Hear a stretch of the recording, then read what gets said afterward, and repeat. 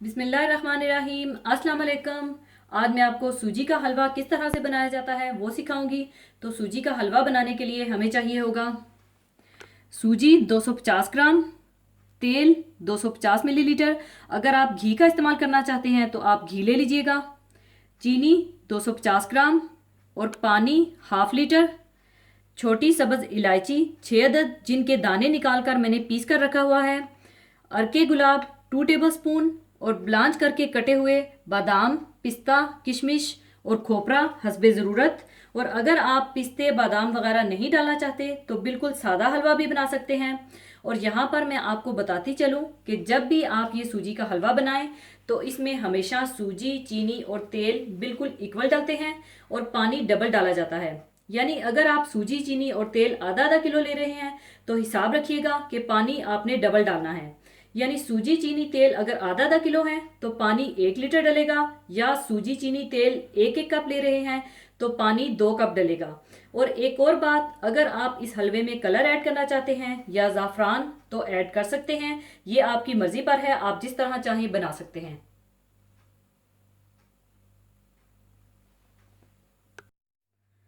तो सबसे पहले आप तेल गरम कर लें।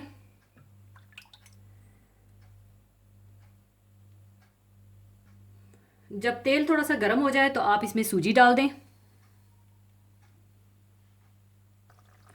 और इसमें आप पिसी हुई इलायची भी डाल दें और अच्छी तरह से भून लें।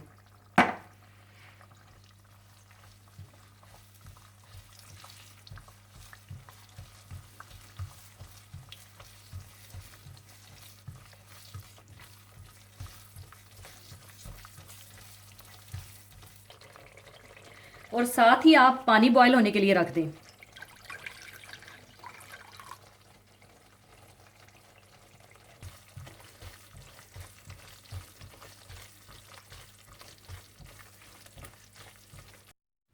और जब सूजी अच्छी तरह से भुन जाए और अच्छी सी खुशबू आने लगे तो आप इसमें चीनी डाल दें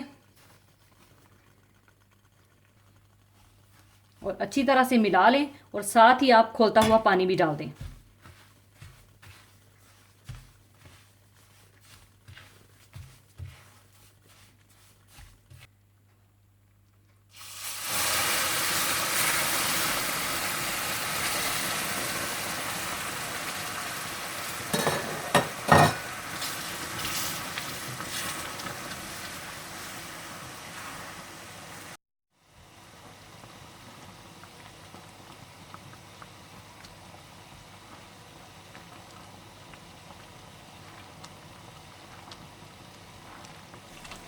और साथ ही आप इसमें पिस्ते, बादाम और किशमिश डाल दें और अरके गुलाब भी डाल दें और अच्छी तरह से मिला लें।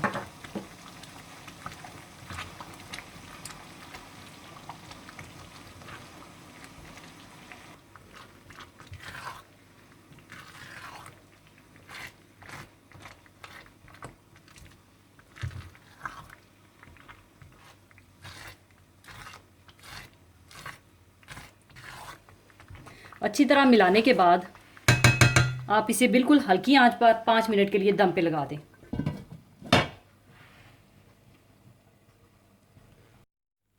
5 मिनट दम देने के बाद हलवा तैयार है।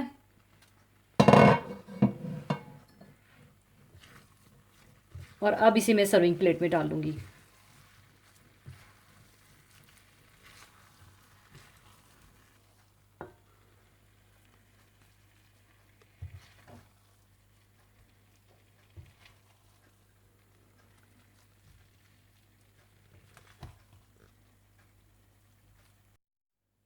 लीजिए, सूजी का हलवा तैयार है। ज़रूर बनाइएगा और दुआओं में याद रखिएगा। और जाने से पहले एक हदीस पाक शेयर करना चाहूँगी।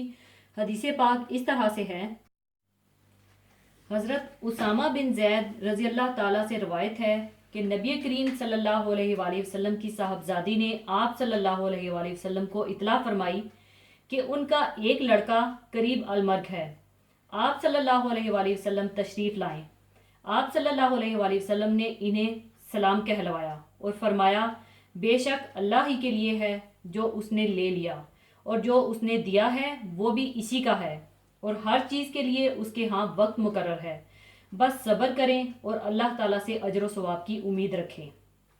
यानी अगर किसी रिश्तेदार, अजीज, हमसाया या मुतल्लकीन में से किसी की मौत वाक़या हो जाए तो इस मुसीबत और गम की घड़ी में उसकी ताज़ियत को भूलना नहीं चाहिए और इसमें ताख़ीर नहीं करनी चाहिए।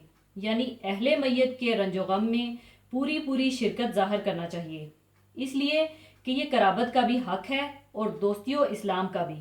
और जनाजा के साथ मरने वाले के आखिरी आरामगाह और आखरत की पहली मंजिल यानी कब्र तक जाने की भी कोशिश करनी चाहिए, इसलिए कि ये अजर सवाब का ज़रिया भी है और इससे बड़ी नसीहत व इबरत का सामान भी है और इंसान को इसके अंजाम का ध्यान रहेगा।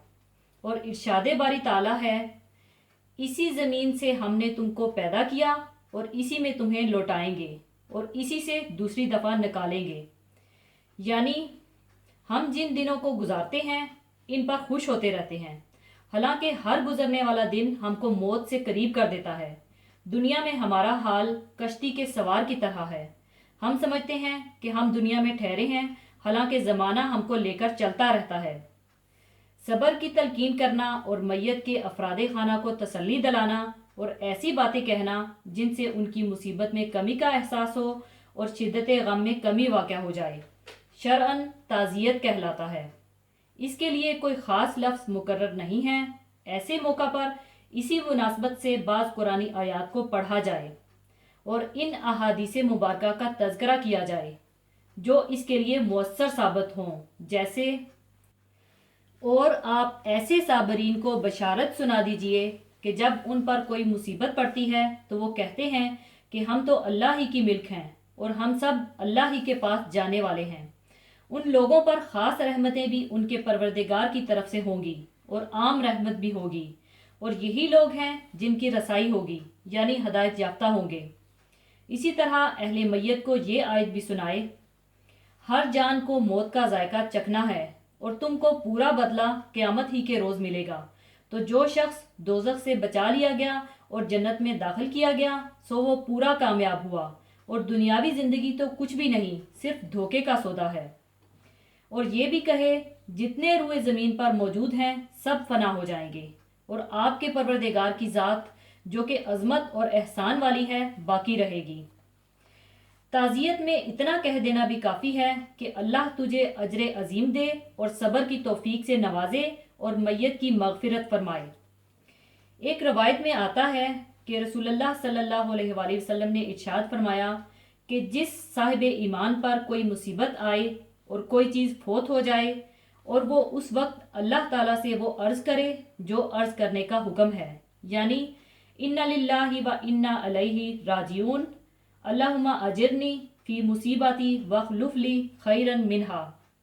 हम अल्लाह ही के हैं और अल्लाह ही की तरफ हम सब लौट कर जाने वाले हैं। ए अल्लाह, मुझे मेरी इस मुसीबत में अजर अता फरमा और जो चीज़ मुझसे ले ली गई है इसके बजाय उससे बेहतर अता फरमा। आमीन। तो अल्लाह ताला उस चीज़ के बजाय इससे बेहतर ज़रूर अता फरमाएगा।